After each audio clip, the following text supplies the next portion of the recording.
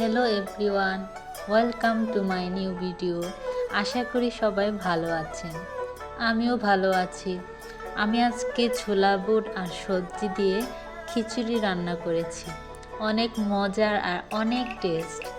আজকে কক্সবাজারে অল্প কিছুক্ষণ বৃষ্টির দেখা মিলে, তাই ভাবলাম আজকে খিচুড়ি রান্না করি। তার মধ্যে আবার আমার হাজবেন্ডের ছুটি। কি মজা! অনেক মজা করে দুজনে খিচুড়ি খাবো।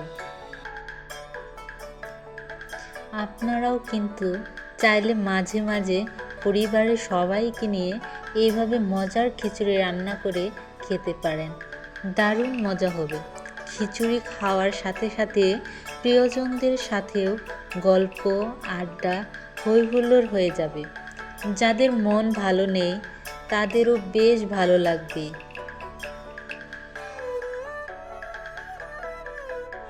আর তাই ঝটপট খিচুড়ি রান্না করুন আর পরিবারের সকলকে পরিবেশন করুন।